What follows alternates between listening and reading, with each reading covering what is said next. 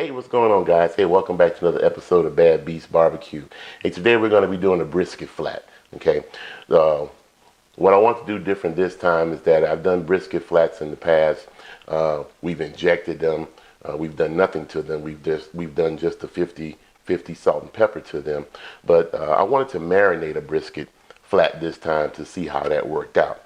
So what we have here is a 3.5, 4 pound brisket flat.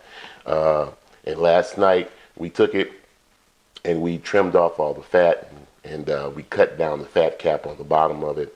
And then we mixed up a marinade from a website called Civilized Caveman.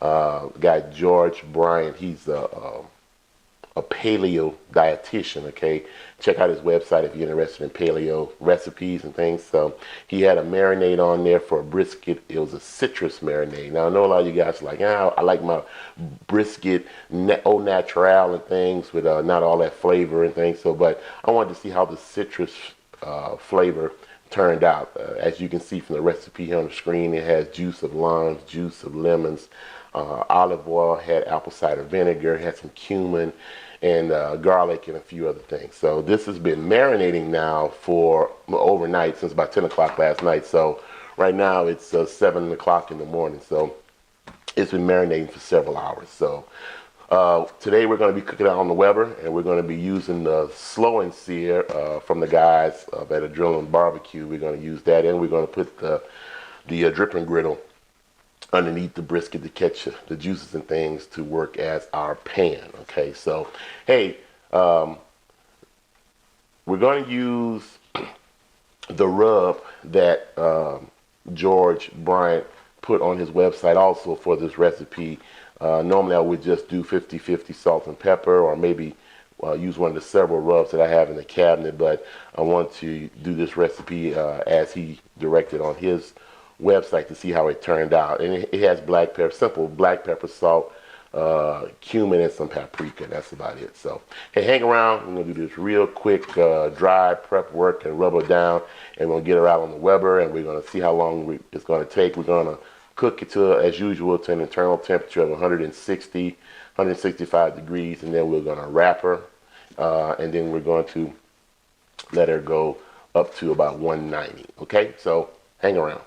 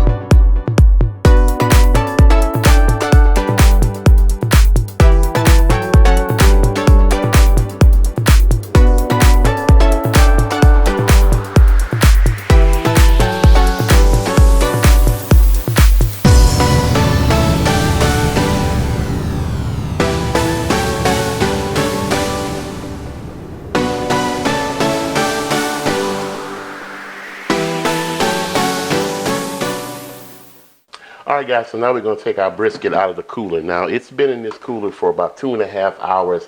I didn't want it to rest that long, but had to go and cut the grass. So it's still warm in this cooler here. So let's go ahead and unwrap this and see what we got here. Now, what's unique about this one here is that we wrapped it in butcher paper, and then after the cook, I wrapped it in foil. That's just so if there's any excess juices or anything that accumulated during the resting process that I will be able to catch some of that stuff. So also we smoked this one since it was a citrus-based marinade. We smoked this one using navel orange wood chunks, okay? Went on Amazon and ordered some wood chunks that was from an orange tree. So we'll see how that came out. So now remember, this was only a 3.5 pound, 4-pound brisket, so it had some shrinkage during the cooking process. So let's see what we got here. Not too bad at all. I think I can handle it without the glove. There we go. All right, so got a nice bark on it. Let me give you a close-up look at this. Okay, so as you can see, it's got a nice bark on it. Pretty dark. Not bad looking. It's got a nice smell to it. Great aroma. So let's go ahead and cut into this bad boy and give her a taste test. Just so I can hold it in place while I'm cutting it. All right, let's cut into this bad boy and see what we have. Now this is my cut mark here, so I marked it before we put it on the smoker so I can know which way the grain was running. So let's see what we have here. Now it's pretty dense. And actually, the marinade is not as juicy as I thought it was going to be. But it could be because this flat was relatively void of fat when we got it. So, wasn't a lot of fat on it to provide any moisture. But that looks pretty good there. All right, let's go ahead and have a taste test. So, all right. So let's go ahead and get it out the middle. Now it does have a nice little smoke ring to it, okay? So I can smell the cumin, the citrus. It's just not as moist as I thought it was going to be. Pulls apart pretty good, okay? All right, let's have a taste. Okay, so my verdict is that this brisket is a little bit drier than I would have wanted. It's not as moist, but once again, like I said, the small flat was void of any major fat on it, which there was nothing to provide any kind of moisture during the cooking process, okay? We cooked it to 160 degrees and then we wrapped it and then we took it up to 200 degrees. It's got some good flavor to it. I can taste the citrus, but it's still got a good beefy flavor to it. The bark on it has a nice little kick to it. You can taste the pepper because there was a large amount of pepper in the bark. I think if I was to do this again though, I think I would use a brisket that had that layer of fat on it that would provide some moisture. And but sometimes when you get these brisket flats, they just don't provide as much fat as a packer brisket or a much larger brisket flat would. So. But it's not too bad. It's just a little bit drier than I would have wanted.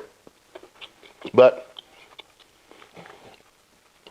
put a little sauce on this bad boy and throw it between a couple of slices of bread or between some broaching. And I'm thinking it'll work out just fine. So,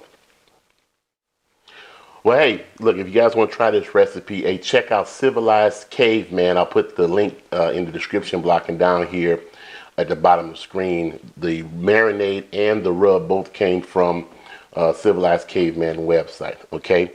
We did use the slow and sear and the dripping griddle from Adrenaline Barbecue. So those things performed very well. We was able to maintain a 250 to 260 degree temperature during the entire cook. And the dripping griddle was good at catching the drippings from the during the cook. So once again, not too bad. Just needed a little moisture to make it a perfect brisket. So, well, that's all we have time for tonight. Like we always say, hey, where there's smoke, there's fire. If it's fire, then damn it, there just might be a barbecue there. See you guys around the smoker.